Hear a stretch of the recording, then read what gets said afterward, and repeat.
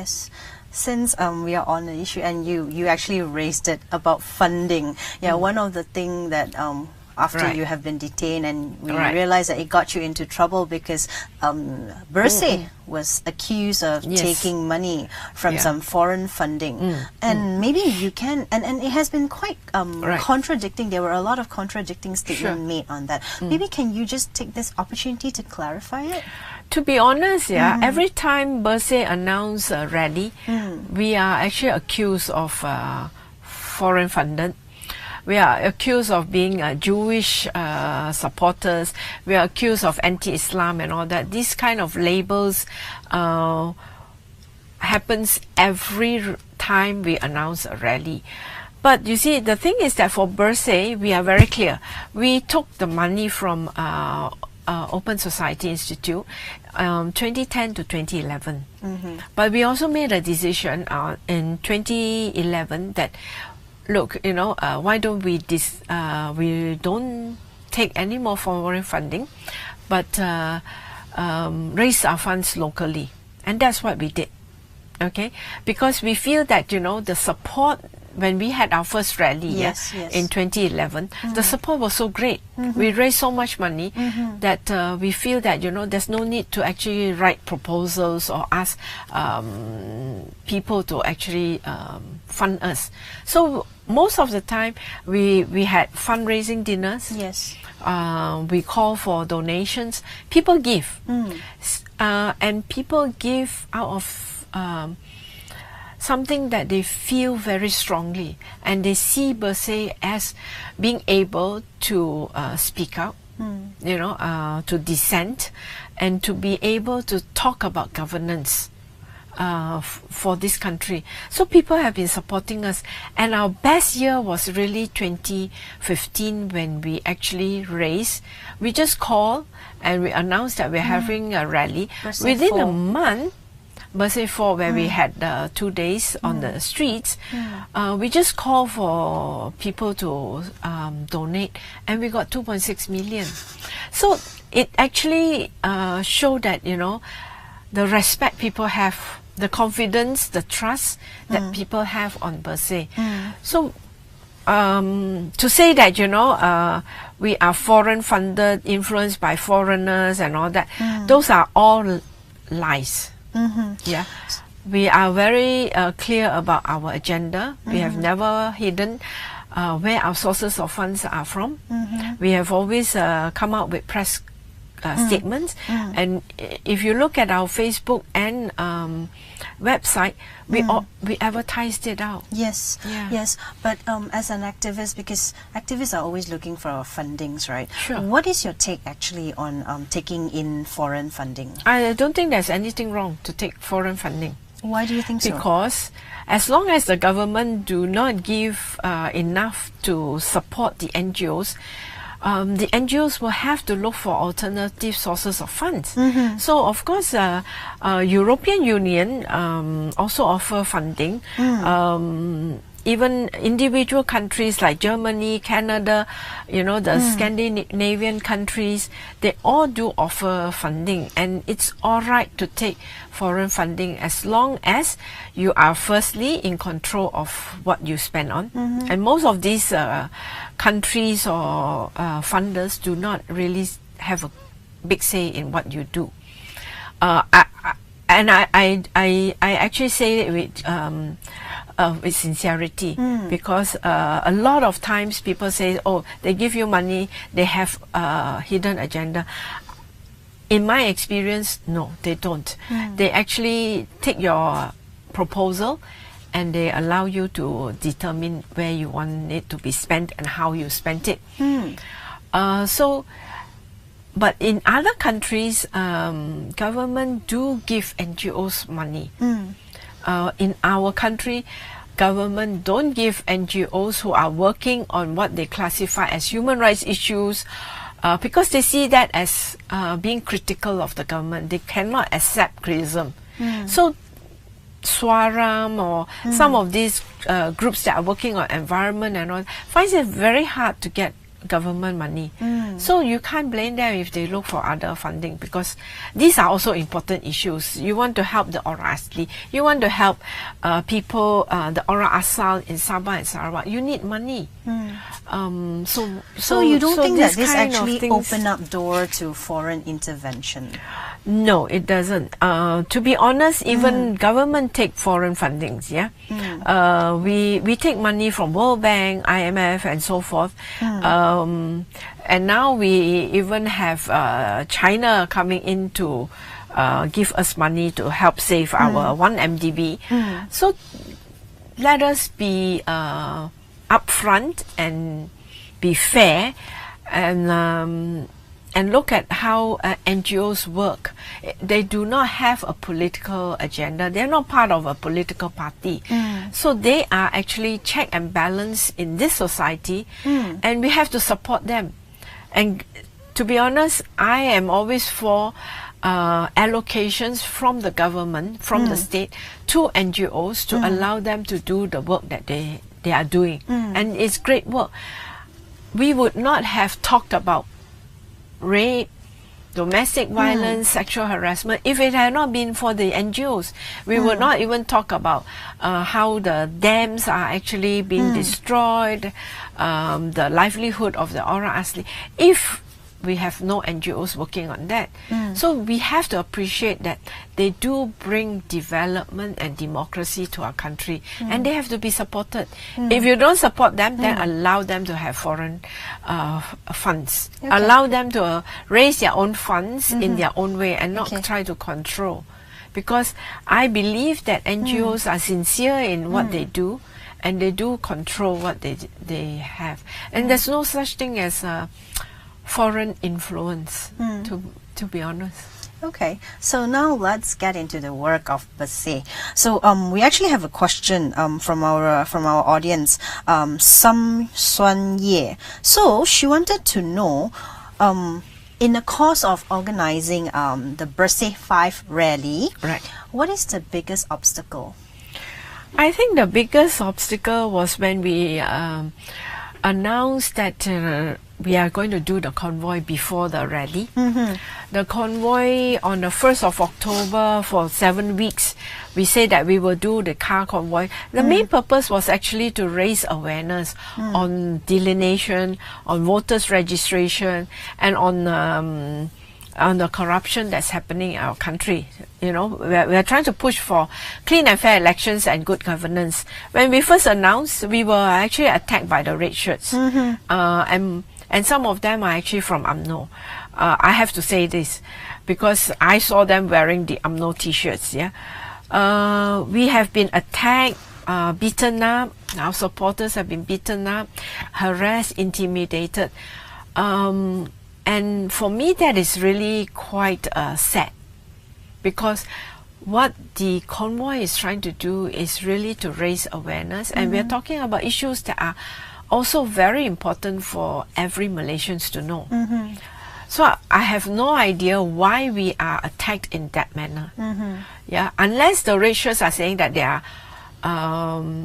supporting corruption, or that they are supporting they are against governance. Otherwise, what is the reason for them to attack our supporters in that manner? So that was the greatest obstacle that we face, having to not just do the awareness, but having to ward off violence. Because most of the Bersih supporters, actually, we have adopted a peaceful approach. If you look at all our rallies and even the convoy when we were attacked, nobody fought back. You know, so that is the instruction that we give to all our supporters, that we are not going to fight back. We will move away, but we will not fight, because that's not our purpose. Our purpose of having the convoy is not to see like who win. Our purpose is really to see who actually understand the national issues and work towards change. That's our purpose.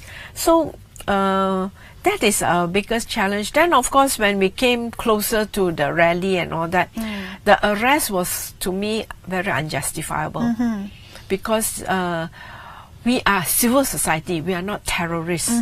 We are we are also not drug traffickers. We are not people who traffic women and children and all that. We are doing this for our future. You know, it's not just for myself, but I would like to see my grandchildren and so forth to benefit from what we are doing today. You have missed the entire Bersih5 rally because you were actually detained. This is a question that my colleague has asked me that I must ask you. So from all the reports that you have received, or looking back at all the accounts that were given, what have impressed you most on the rally day? On the rally, unfortunately, I for a while I didn't know whether the rally was on or not. When you were in confinement. Yeah, until I was in Xinjiang, and one of the officers played her handphone, and I heard the vuvuzela, and that was when that was a sign. Yes, a sign that okay, the rally is on. Notwithstanding that it's banned by the organizer. Yes, we didn't encourage that vuvuzela, but ironically, that was the first thing I heard, and I realized that we were successful in having the rally, and during the interrogation, I think the special branch also shared that the rally went on peacefully. So when they actually say that did we start a riot? We didn't start a riot, because I am very confident that the Bersih supporters are peaceful people. We come with a purpose, not to fight, but to actually voice our views. That's all we want to do. So I think that that has been very encouraging for me. And on the day that I was released, when I went to Dataran and saw the people, I think that was very emotional for me, because I didn't expect that kind of support. But people just came, and it was raining. Yes. Yeah. Rain or shine, they were there. Yes, they were there. Yeah. So actually, after this is like the 5th rally organized by Bersih, right? So what do you think so far like Bersih have achieved? And one of our audience actually asked Po Chinju, I just wanted to ask, did Bersih successful in getting the government or Najib and his team to listen to what the people want? Yes, I do think that we have been successful, because if you look at the Bersih 2 in 2011, eventually we managed to get the Parliamentary Select Committee to be set up to look at electoral reform. So for a period of 8 months, they were actually working on at the electoral reform.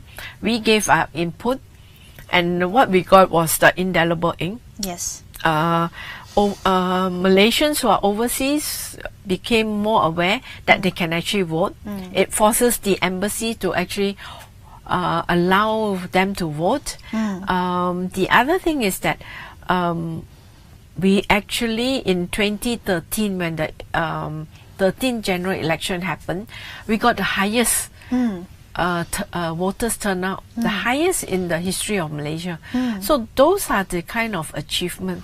But the other achievement that people don't really talk about is that the Malaysians themselves are now much more aware. Yes. They overcome their fear, despite of the government saying that they are going to spray us with tear gas and so forth and arrest.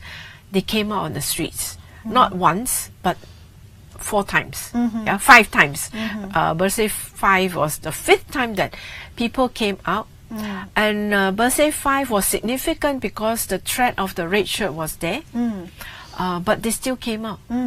And I think that we have to recognize that this is the first time ever that Malaysians stood together to say that we want a better Malaysia. That the government must listen to, and not try to divert the whole issue to say that to demonize Bersih, but to take on this whole reform that people are talking about, that Malaysians are talking about, because reform is meant to help the government. We are not against the government. We are meant to actually suggest recommendations for the government, because we want this country to be stable. Yeah. We don't want to have a situation where economically we are not stable, politically also we are not stable. We are here to help, and I believe that, you know, all Malaysians actually want to do something. So they see that Bersih is an alternative for them to voice out. And that's why we have that kind of support. Well, some people think that, you know, it's very carnival-like, and, you know, people have actually forgotten what Bersih represent. Do you think that's true? Actually, I don't mind it being carnival, because I feel that, you know, in any protest, people come, the very fact that you are there on the street is already an indication that you want to say something, you want to be part of a movement that actually talks about free and fair election. That was, for me, is enough. The carnival, you can't be penalizing people just because they want to sing songs and have a good time taking photos and all that. I don't think we can stop people doing that. But the thing that we need to focus is that the speeches that were made at Bersih5, were there good contents? Yes, I think there were content in the speeches, and the message, did it reach the government? Yes, it did, because all the media covered the speeches that were put forward, and Bersih5, because of the arrest and because of my arrest, it made the issues of Bersih even more prominent. It gave us so much of publicity that we never even imagined, internationally and locally. So it doesn't matter if it's carnival, we managed to get our message through. Yeah, actually, you know, after 5 Bersih rally, so what do you think now currently is the weakness of our electoral system, and what's Bersih's plan? This is a question actually asked by our audience, Toby Ho. Yeah, I guess that I'm very disappointed with the manner in which the delineation has been carried out. It actually doesn't follow the constitution, because the constitution says that, you know, it should be approximately equal. But we are not getting constituencies where they have delineated in accordance to the number of people and the landmass size, the area size. It actually seems to me and to Bersih, the delineation is carried out in order that, you know, a particular party gets to win at the next election. That is not fairness. That's not the fairness that we are looking for. And so that is the challenge that we have to actually take on. We will still carry on fighting, because we are on to our second inquiry to object on the delineation. So that we will continue to do.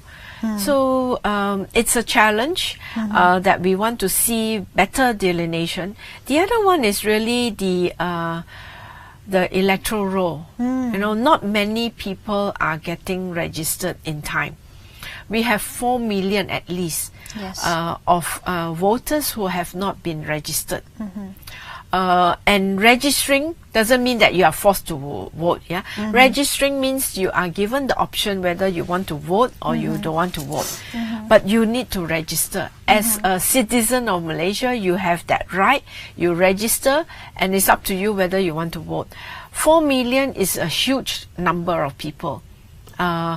But the Election Commission is not giving that opportunity, because they have actually limited the registration to just the post office, and sometimes you have to register in post office that have online services. Yes. Yeah. So when you talk about Sabah and Sarawak, where the connection is so poor, the registration becomes lesser.